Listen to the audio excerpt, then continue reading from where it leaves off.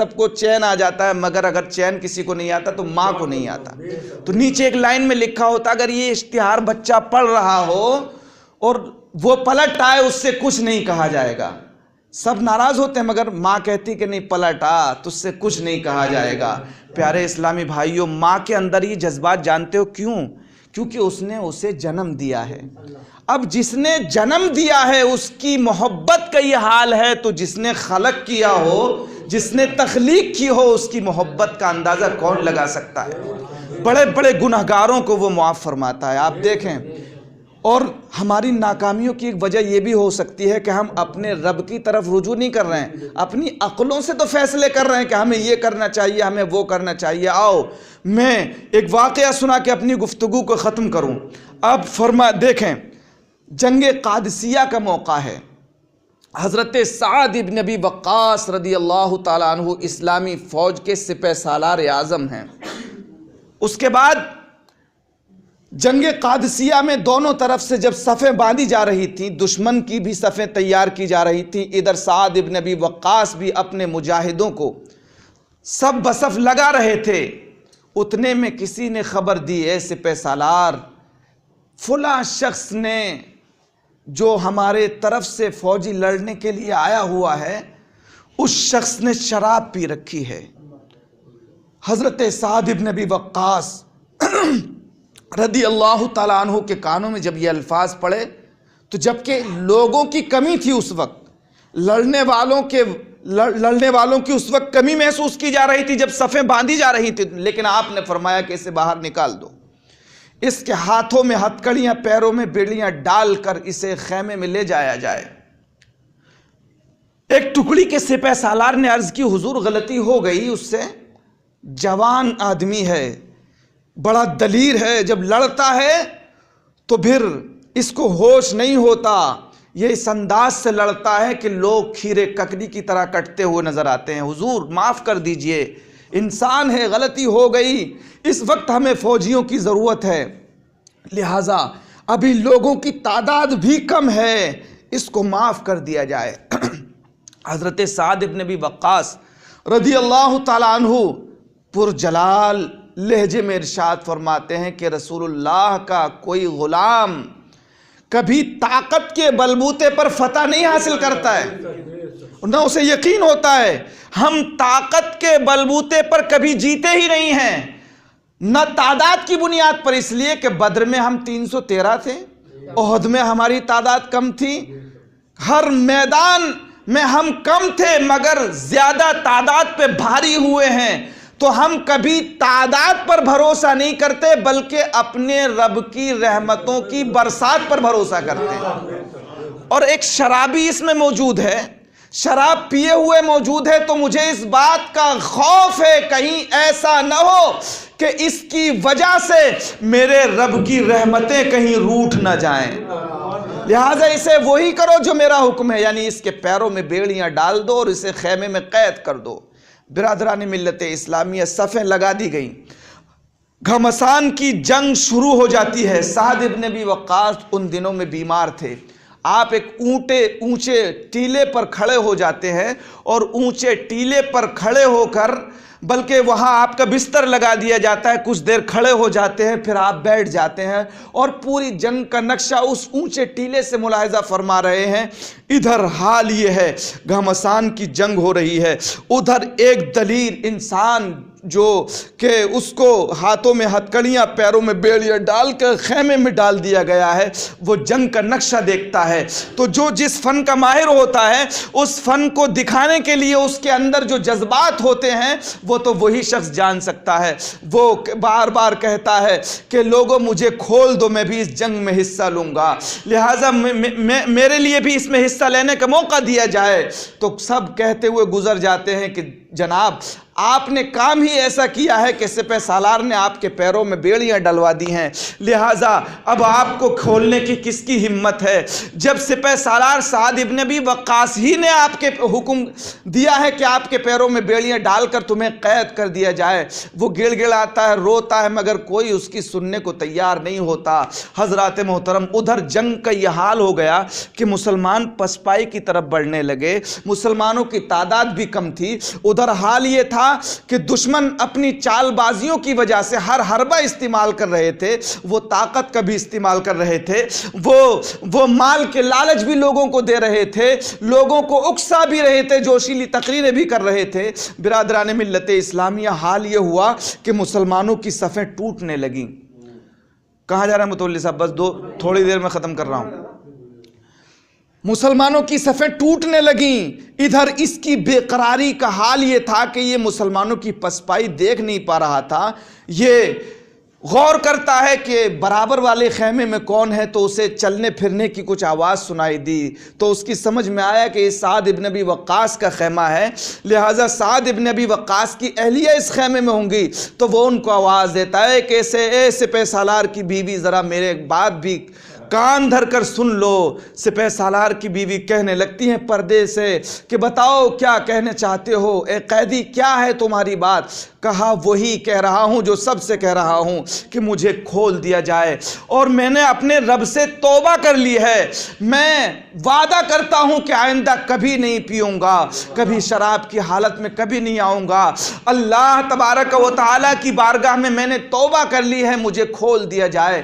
تو حضرت سعد ابن ابی وقاص کی بیوی کہتی ہے تم نے بہت بڑی خطا کی ہے، تم نے بہت بڑا جرم کیا ہے، لہٰذا کون سی ہمت لاؤں جو سپہ سالار کے حکم کے خلاف کر دوں اور تمہیں چھوڑ دوں، میری بھی ہمت نہیں۔ تو کہتی ہیں کہ وہ کہتے ہیں کہ جناب آپ چھوڑ دیجئے محترمہ، میری زنجیروں سے مجھے آزاد کرنے میں میری مدد کیجئے، اب مسلمانوں کا گرتا ہوا خون مجھے نہیں دیکھا جا رہا ہے، اب تو مسلمان پسپائی کی طرف جا رہے ہیں، اب تو مجھ جیسے آدمی کی وہاں ضرورت محسوس کی جا رہی ہے، لہٰذا آپ کرم فرمائیے، میں آپ سے وعدہ کرتا ہوں کہ اگر میں نے اپنے رب کی بارگاہ میں توبہ کر لی ہے، اگر جنگ میں گیا اور شہید ہو گیا تو یقیناً میرا رب مجھے معاف فرما دے گا، اس لیے کہ میں نے توبہ کر لی ہے، اپنے رب سے دل ہی دل میں گڑ گڑا گیا ہوں، رو لیا ہوں، اپنے آنکھوں سے میں نے آنسو گرا لیے ہیں، مجھے یقین ہے کہ میرے رب نے اب مجھے معاف کر دیا،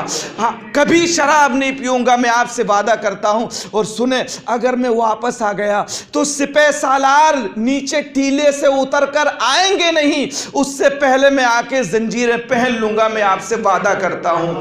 حضرت سعد ابن ابی وقاص کی اہلیہ محترمہ نے بھی رکس لیتے ہوئے آپ نے ان کے جو ہے وہ زنجیروں کو ہاتھوں سے کھول دیا، پیروں کی بیڑیوں سے انہیں آزاد کر دیا۔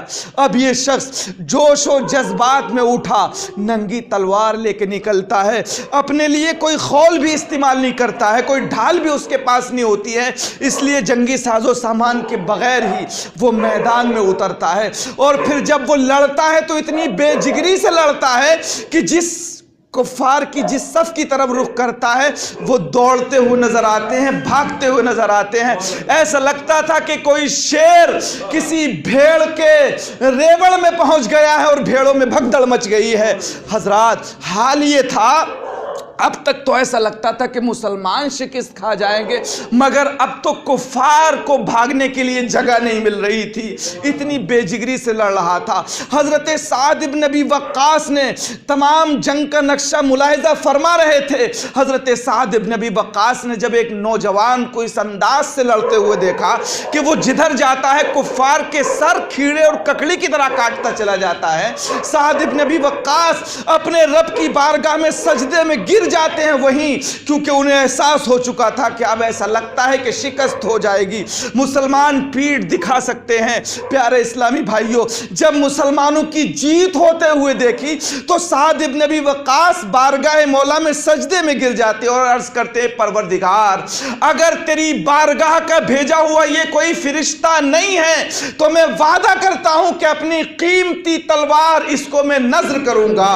پیارے اسلامی بھائیوں، حضرت سعد ابن ابی وقاص اس کی تعریف کرتے ہیں اور رب کی بارگاہ میں عرض کرتے ہیں مولا یقیناً یہ تیری بارگاہ کا بھیجا ہوا کوئی فرشتہ ہی ہے، ہماری فوج تو پسپائی کی طرف جا چکی تھی، اے پروردگار عالم تو نے اپنے فرشتے کے ذریعے سے ہماری مدد کی ہے یا کسی انسان کے ذریعے سے، میری عقل سمجھنے سے قاصر ہے، مگر اے پروردگار میں تیری بارگاہ میں وعدہ کرتا ہوں کہ جیسے ہی جنگ ختم ہوگی تو میں اپنی تلوار جو ہے جو قیمتی ہے جو کسی کو میں دیتا نہیں ہوں مگر میں اس کی نظر کروں گا۔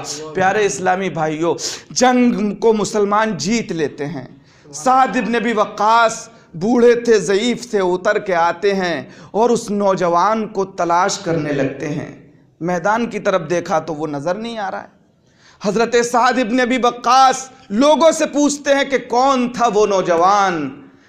خیمے میں واپس آتے ہیں، کوئی بتاتا ہی نہیں کہ کون تھا وہ نوجوان۔ حضرت سعد بن ابی وقاص بار بار پوچھ رہے ہیں کہ بتاؤ تو صحیح، میں اس کے مقدس چہرے کو دیکھنا چاہتا ہوں۔ حضرت سعد بن ابی وقاص کی اہلیہ دھیرے سے جواب دیتی ہیں کہ سعد، جس کو تم تلاش کر رہے ہو اب اس نے بیڑیاں پہن لی ہیں۔ تو کہا کیا کہتی ہو بیوی، بیگم کیا کہتی ہو؟ کہا صحیح کہہ رہی ہوں، یہ ابو مہجن ثقفی ہیں جس کو شراب پینے کی پاداش میں آپ نے جکڑا تھا۔ تو حضرت سعد بن ابی وقاص کی آنکھوں سے آنسو گرنے لگے، اور سعد بن ابی وقاص نے پوچھا آخر یہ انقلاب کیسے آیا؟ تو ابو مہجن ثقفی کہتا ہے کہ اے سپہ سالار اعظم، میں نے اپنے رب کی بارگاہ میں توبہ کر لی۔ حضرت سعد بن ابی وقاص کی آنکھیں چھلک گئیں اور آپ چھڑی کی ٹیک لگا کر ان کی طرف بڑھنے لگے تاکہ اپنے ہاتھوں سے بیڑیاں کھولوں اور اپنے ہاتھوں سے اس کے چہرے کو پکڑ کے اس کی پیشانی کو بوسہ دوں۔ لوگوں نے کہا کہ حضور ہم آپ کو اٹھا کر سہارا دیں گے، پکڑ کے لے چلتے۔ فرمایا اب مجھے اپنے سہارے پہ اٹھنے دو، اس شخص کی پیشانی کو بوسہ میں اپنے نحیف اور ناتواں پیروں پر چل کر دوں گا، جس کی توبہ کی وجہ سے اللہ تبارک و تعالیٰ کی رحمتیں اس میدان میں رم جھم برسنے لگی تھیں، اور جس کی توبہ کی وجہ سے آج اللہ تبارک و تعالیٰ نے ہماری شکست کو فتح میں تبدیل کر دیا ہے۔ حضرت سعد بن ابی وقاص چلتے ہیں۔ پیارے اسلامی بھائیوں، ہم توبہ کر کے تو دیکھیں، ہم توبہ کر کے تو دیکھیں، ہمارا رب بڑا کریم ہے، وہ بڑے بڑے گناہوں کو معاف فرما دیتا ہے۔ سعد بن ابی وقاص رضی اللہ تعالیٰ عنہ اس کی پیشانی کو چومتے ہیں۔ پیارے اسلامی بھائیوں، اللہ کی بارگاہ میں ہمیں توبہ کرنا چاہیے۔ ہمارا رب بڑا کریم ہے، وہ اتنا بڑا کریم ہے۔ ایک شخص کو جانتے ہیں، حضرت عمر فاروق اعظم رضی اللہ تعالیٰ عنہ کے زمانے خلافت میں بڑے سخت مزاج تھے آپ۔ تو دیکھا کہ ایک شخص شراب کی بوتل لیے ہوئے اپنے بغل میں چھپائے ہوئے گزر رہا ہے گلی سے، ادھر سے اس نے دیکھا کہ حضرت عمر تشریف لا رہے ہیں، ہاتھ میں آپ کے ایک درہ ہے۔ جیسے ہی حضرت عمر کے چہرے پر اس شخص کی نظر پڑی، کانپ گیا، تھر تھرا گیا اور بولا دل ہی دل میں، اے پروردگار آج عمر کے غضب سے بچا لے، آج عمر کے غضب سے بچا لے، کبھی شراب نہیں پیوں گا۔ حضرت عمر بالکل قریب آ گئے۔ حضرت عمر نے پوچھا بتاؤ کیا ہے؟ کہا کچھ نہیں۔ کہا ابھی تم نے جو بوتل چھپائی ہے یہ کس چیز کی ہے؟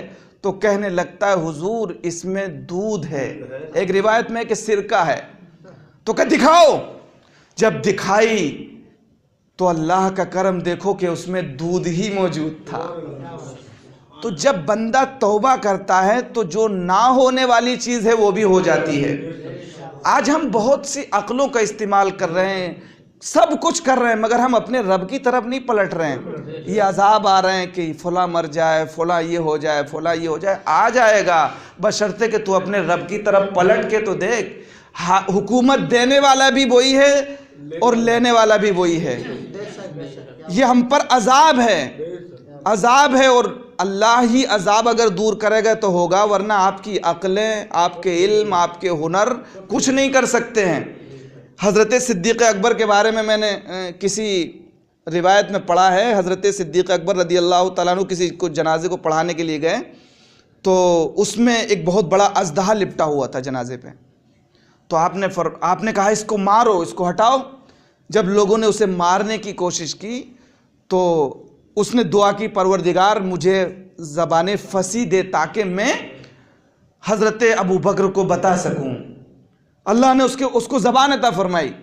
تو حضرت ابوبکر صدیق سے عرض کرتا ہے حضور آپ مجھے کیوں مار رہے ہیں؟ میں تو اللہ کی طرف سے عذاب اس پر مسلط کیا گیا ہوں۔ تو جس کو اللہ مسلط کرے کوئی ہٹا سکتا ہے؟ پھر کون ہٹائے گا؟ رب ہی ہٹائے گا۔ تو پھر ہمیں رب کی طرف رجوع ہونا چاہیے۔ پروٹیسٹ میں ہزاروں لوگ پہنچتے ہیں، میں تو دلی میں بھی یہ تقریریں کرتا ہوں، پروٹیسٹ میں ہزاروں اکٹھے ہو جاتے ہیں، مسجد میں آج بھی مسجدیں خالی ہیں۔ ہم رب پر بھروسہ ہی نہیں ہے۔ ارے رب پر بھروسہ کر کے تو دیکھو، تعداد سے کچھ نہیں ہوتا، تعداد سے کچھ نہیں ہوتا، طاقت سے کچھ نہیں ہوتا۔ بڑے بڑے پہلوان زمین دوز ہوتے ہوئے نظر آتے ہیں۔ دیکھا نہیں آپ نے اسلامی جنگوں میں یہ وقت نہیں ہے کہ میں اس پر تبصرہ کروں، بس اللہ تبارک و تعالیٰ کی بارگاہ میں دعا ہے کہ رب قدیر ہمیں اور آپ کو اپنی بارگاہ میں جھکنے کا جذبہ عطا فرمائے۔ اللہ تبارک و تعالیٰ اس مسجد کو ہمیشہ قائم رکھے۔ پروردگار عالم ہماری تمام مساجد و مدارس کی حفاظت فرما۔ پروردگار عالم ہم سب کو اسوہ رسول اللہ پر عمل کی توفیق عطا فرما۔ خوب کی سہرے چمن، پھول چنے شاد رہیں، باغ وہاں جاتا ہے اب، گلشن تیرا آباد رہے۔ ابھی اور زندگی دے کہ داستاں ہے ادھوری، میری موت سے نہ ہوگی کبھی داستان پوری۔